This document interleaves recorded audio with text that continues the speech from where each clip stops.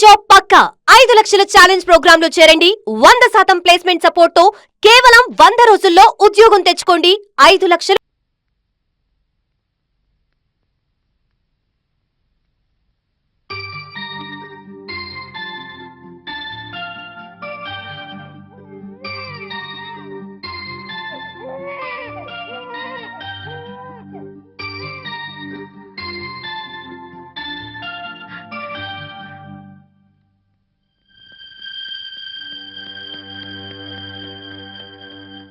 తాతయ్య మీకోసం ఎవరు వచ్చారు?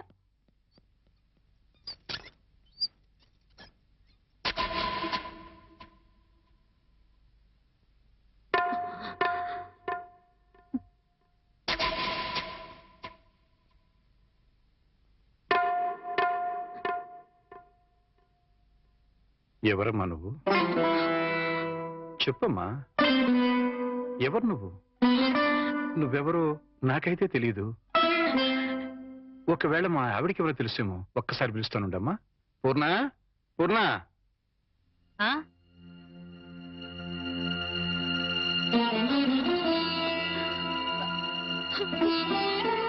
ఎవరమ్మా నువ్వు అంటే సమాధానం చెప్పడం లేదు. ఈవిడి గారు ఎవరో నీకెవరో తెలుసా? నాకు తెలియదండి. ఎప్పుడూ చూసిన గుర్తు కూడా లేదు. నన్నలా పిలవకమ్మా. నన్నలా పిలిచే హక్కు నా కూతురు సీతకొక్కదానికే ఉంది. నీకేం కావాలి? ఏమిటే చూడబోతే ఆవిడ చాలా ధనవంతురాల్లో ఉంది.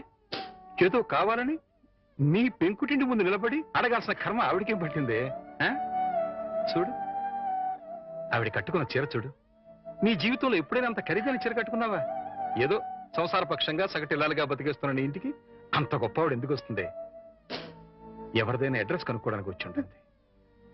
అంతే కదమ్మా? మాట్లాడమ్మా. మాట్లాడితే కదా నువ్వెవరో తెలిసేది. మాట్లాడకుండా ఉంటే ఎలా తెలుస్తుందమ్మా? ఒకవేళ మీ దగ్గర చదువుకున్న అమ్మాయేమో, గుర్తు తెచ్చుకోండి. కాదే, నా దగ్గర చదువుకున్న వాళ్ళకి చదువుతో పాటు సంస్కారం, క్రమశిక్షణ కూడా ఉంటాయి. ఈవిడి గారిని చూస్తుంటే ఆ రెండూ ఉన్నట్టుగా లేవు.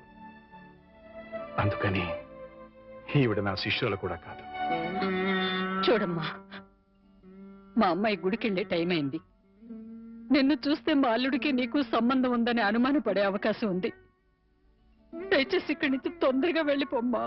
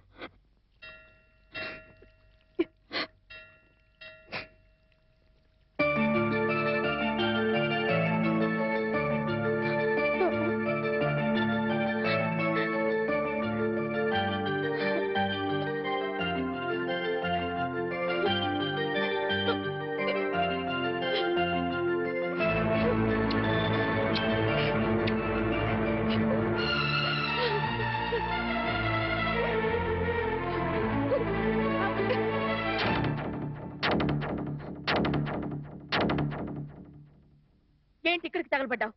నా బాబుని ఎత్తుకుపోదావనా? మా ఆయన్ని లేపుకుపోదావనా? నా ఇంటికి వచ్చినా మా వారితో మాట్లాడినా నరికి పోగులు పెడతాను. సీతన్న మాట కాస్త వింటావా? ఏంటే నీ మాట వినేది? నీలాంటి బజార్ దాని మాటలు వినాల్సిన అవసరం నాకు లేదు. ఏ మొహం పెట్టుకుని ఈ ఊరికొచ్చావే? సిగ్గులేని జన్మ. ఎందులో పడి చావాల్సింది.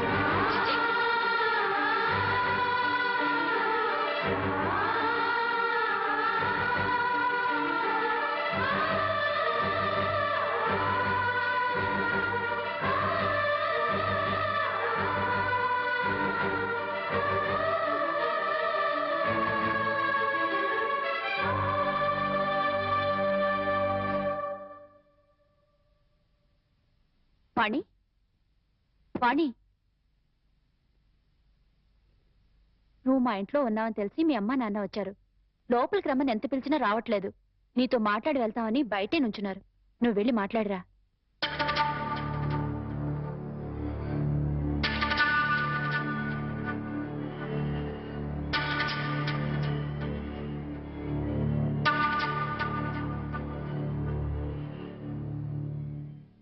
ఇంటి దగ్గర నువ్వెవరో తెలియనట్టు మాట్లాడి ఇక్కడికి ఎందుకు వచ్చారా అని ఆశ్చర్యపోతున్నావమ్మా?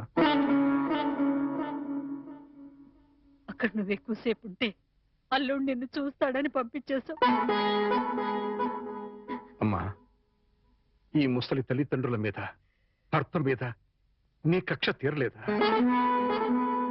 పరువు, మర్యాద, గౌరవం, మనశ్శాంతి అన్నీ పోగొట్టావు. ఇంకా ఏం పోగొడదామని ఇక్కడికి వచ్చావమ్మా? నువ్వు పోగొట్టాలన్నా మా దగ్గర ఇంకేం లేదు.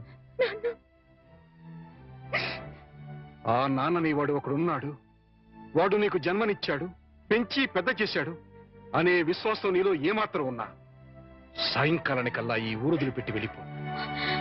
లేదు నేను వెళ్ళనంటావా? చెప్పు, మేమే ఈ ఊరుదులు పెట్టి వెళ్ళిపోతాం. అమ్మా, నీకు 2 చేతులు ఎత్తి దండం పెడతాను. నా కూతురి జీవితంలో నిప్పులు పోయొద్దు, నా అల్లుడి బ్రతుకు నరకం చేయొద్దు. వెళ్ళిపోమ్మా, ఈ వృద్ధులు పెట్టి వెళ్ళిపోమ్మా. వెళ్ళిపో తల్లి.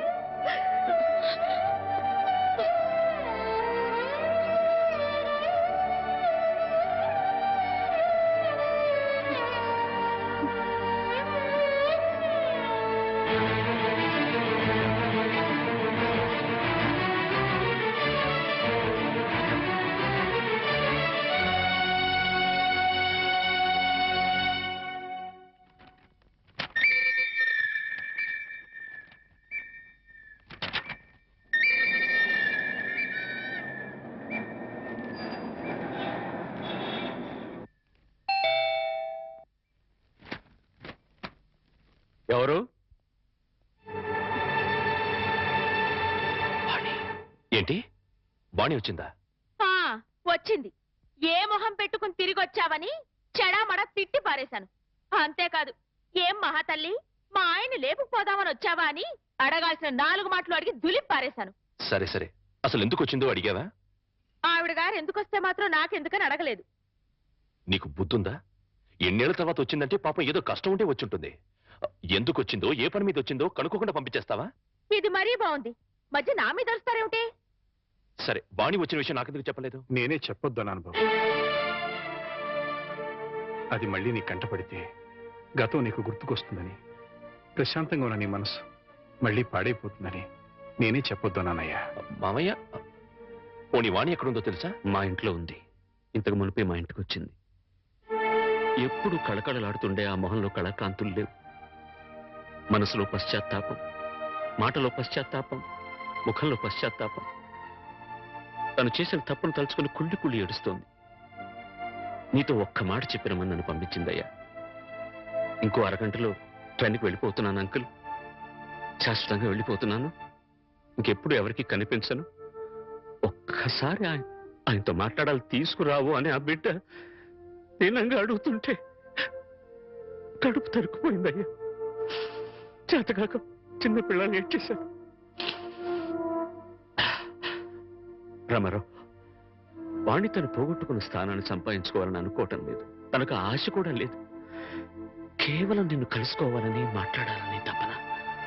మళ్ళీ జీవితంలో అవకాశం వస్తుందో రాదోనన్న ఆరాటం. అమ్మను కానీ, నాన్నను కానీ, కనీసం తన కన్న బిడ్డను కానీ చూడాలనుకోవటం లేదు. కేవలం నిన్ను చూడాలనుకుంటుంది, నీతో మాట్లాడాలనుకుంటుందయ్యా. ఆలోచించుకునే వ్యవధి లేదు రామారావు. అమ్మాయి వెళ్ళిపోవడానికి టైం అయిపోతుంది. నువ్వు తనను క్షమించినా క్షమించకపోయినా పర్వాలేదయ్యా. ఆ అమ్మాయి క్షమించమని నిన్ను ఒక్కసారి అడగడానికి అవకాశం ఇవ్వు రామారావు. Please please. సీత, నేను వాణితో మాట్లాడుస్తాను. ఆగండి ఒక్క నిమిషం.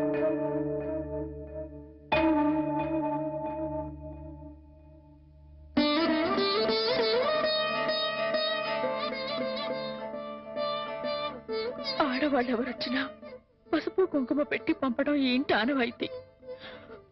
ఆవిడ మీకు చేసిన ద్రోహం గుర్తొచ్చి కడుపు మండి తిట్టొచ్చాను. ఈ చీర పెట్టి వీడుకోలు చెప్పిరండి.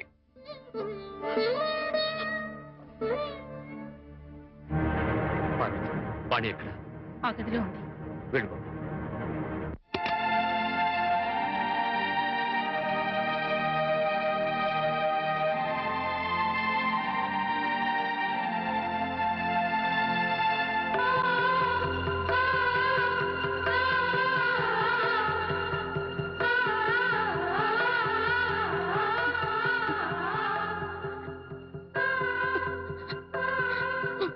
వాణి, బాగున్నావా?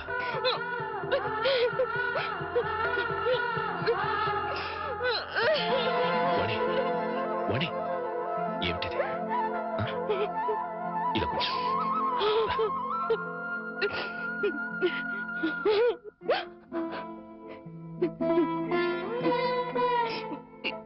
ఏమండి, మీతో ఎంతో మాట్లాడాలని ఉందండి, కానీ ఇప్పుడు నాకు టైం లేదు. నేను చెడిపోలేదండి, ఒట్టండి. ఎవరు నమ్మినా నమ్మకపోయినా నాకు అనవసరం. మీరు ఒక్కరు నమ్మితే నాకు అదే చాలండి. నమ్ముతున్నారు కదా? నమ్మకపోతే నిన్ను చూడటానికి వచ్చేవాడిని కాదు. చాలండి, ఇప్పుడు నాకెంతో తృప్తిగా ఉంది. ఏమండి, ఎవరూ లేని ఒంటరి దాన్ని అయిపోయానండి. వెళ్లే ముందు ఒక్కసారి మీ ఒళ్ళో పడుకొని నాకు మీరున్నారనే తృప్తితో వెళ్ళిపోతానండి. ఒప్పుకుంటారు కదా?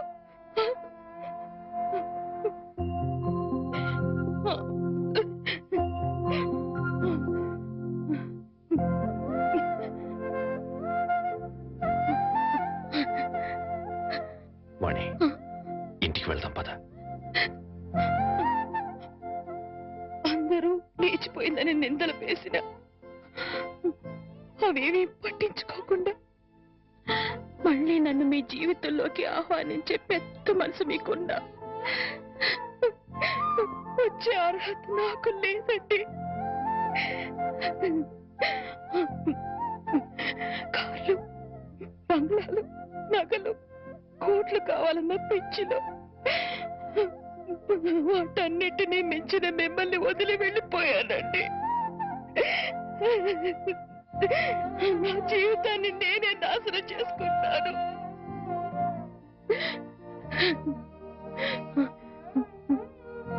మళ్ళీ ఇంకో జన్మంటూ ఉంటే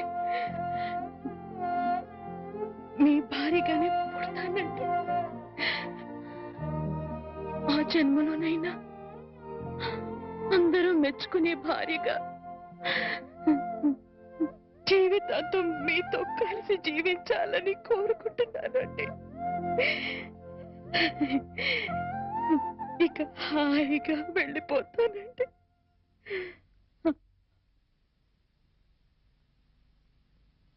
పిచ్చిదానా, ఎక్కడికి వెళ్ళిపోతావు? అప్పుడు ఇప్పుడు ఎప్పుడు నా హృదయంలో నీ స్థానం ఒక్కటే. పదమన్నింటికి వెళ్తాం, అక్కడ అందరూ కలిసి ఉండొచ్చు. సీత నేను ఒప్పిస్తాను అన్నట్టు సీత నీకు చీర పంపించింది. ఇదిగో చూడు వాణి, సీత నీకు చీర పంపించింది వాణి. వాణి, వాణి, వాణి.